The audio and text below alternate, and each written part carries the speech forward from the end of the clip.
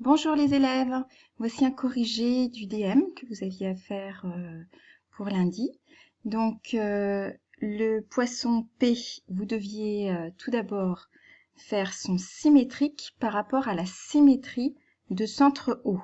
Donc attention, symétrie de centre O, c'est-à-dire symétrie par rapport au point O. C'est de la symétrie centrale et attention parce qu'il y en a pas mal qui ont confondu avec une symétrie axiale. Vous avez imaginé pour certains qu'il y avait un axe qui passait ici verticalement par le point O et vous avez fait la symétrie par rapport à cet axe imaginaire qui n'est pas représenté et donc ça c'était faux. Donc la symétrie centrale de centre O, rappelez-vous, c'est cette symétrie qu'on a vue en cinquième qui consiste à faire un demi-tour à l'objet.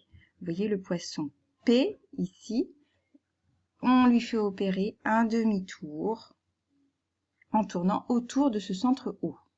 Alors, pour la construction, rappelez-vous, dans ce cas-là, on trace une demi-droite qui part de chaque point du poisson initial. Donc, par exemple, ici, je peux partir de ce point-là.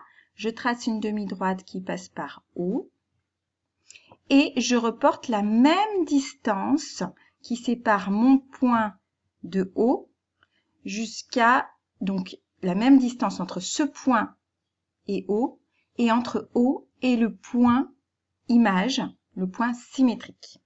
Donc O doit être le milieu du point et de son symétrique.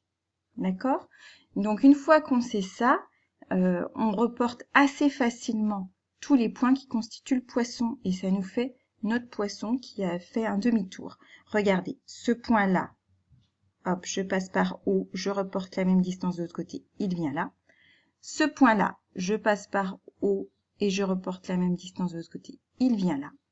Le nez du poisson, je passe par O, j'ai qu'un carreau, donc je me retrouve un carreau à droite, etc., etc.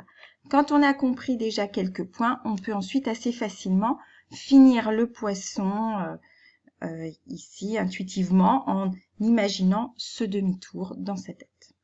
Si on n'arrive pas à imaginer le demi-tour dans sa tête, on fait pareil pour tous les points. Donc, autre manière, puisqu'on a ici un quadrillage, c'est de se dire, regardez, si je pars par exemple de ce point-là, pour aller au point haut, je dois faire 2 carreaux vers la droite, un carreau en bas. Et bien, je vais faire la même chose de l'autre côté. Un carreau en bas, 2 carreaux vers la droite. J'arrive bien au point symétrique. D'accord? Quand on a un quadrillage, c'est toujours beaucoup plus simple.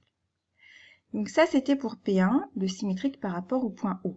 Ensuite, on avait à faire P2, le symétrique par rapport à la droite EF. Donc là, moi, je vous conseille de la tracer, cette droite EF, qui n'est pas tracée au départ. Il faut la tracer. Comment on fait pour faire le symétrique d'une figure par rapport à un axe? Donc cette fois-ci, c'est bien la symétrie axiale que vous avez vue en 6e et même avant en CM2. Donc cette symétrie axiale, eh bien, il faut tracer les perpendiculaires par rapport à l'axe et reporter la même distance de l'autre côté. Rappelez-vous, la symétrie axiale est liée à la notion de médiatrice. La droite EF sera la médiatrice de chaque segment qui relie un point à son symétrique. Donc on trace les perpendiculaires et on reporte la même distance de l'autre côté de la droite. Donc ici à nouveau, comme on a des quadrillages, on voit qu'il suffit de compter les diagonales de petits carreaux pour reporter la même distance de l'autre côté. Le nez du poisson, il est à 1 carreau et demi en diagonale de ma droite EF. Donc je reporte de l'autre côté 1 carreau et demi également. Ainsi, on arrive à reconstituer le poisson symétrique P2. Donc je reprends. Le P1, c'était symétrie centrale, notion de milieu. Le point O doit être le milieu de chaque segment constitué par un point et son symétrique. P2, symétrie axiale. Là, c'est lié à la notion de médiatrice. Donc, il y a une notion de perpendicularité et d'égalité de distance entre le point et la droite et entre la droite et le point symétrique. Alors, pour P3, là, c'était une translation. La translation qui transforme A en B. Ben, on remarque que pour aller de A à B, il faut que je me décale de 2 carreaux sur la droite et de 4 carreaux vers le haut. Eh bien, mon poisson, tous les points qui constituent mon poisson, je vais leur faire la même translation. Donc, par exemple, pour le point ici au sommet de la queue, je le déplace ce point de 2 carreaux vers la droite, puis 4 carreaux en haut, il arrive là. Pareil pour le point du bas de la queue, 2 carreaux vers la droite, 4 carreaux en haut, il arrive là. Bon, cette translation, finalement, vous avez bien su la faire. Hein. Ça n'a pas trop posé de problème. Donc, je passe assez vite. Ensuite, le dernier poisson, c'était P4. Lui, on l'obtenait en faisant une rotation par rapport au centre E. Et on devait tourner de 90 degrés dans le sens inverse des aiguilles d'une montre. Donc, vous voyez, j'ai fait une flèche pour bien vous montrer. Donc, le nez du poisson ici, je vais le faire tourner.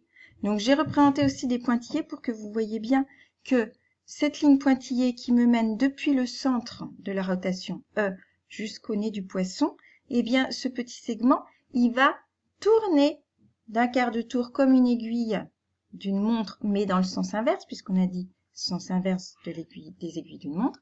Donc, on le fait tourner d'un quart de tour, puisque 90 degrés, c'est un angle droit, c'est un quart de tour. Donc, le nez de mon poisson arrive ici. Donc, ensuite, je peux faire pareil pour chaque point. Bon, c'est un peu moins facile pour les points où on ne suit pas une ligne pour aller de E à ce point-là. C'est un petit peu moins facile. Mais une fois qu'on a le nez du poisson et qu'on sait que le poisson a fait un quart de tour, on peut reproduire le poisson à l'identique en ayant tourné d'un quart de tour.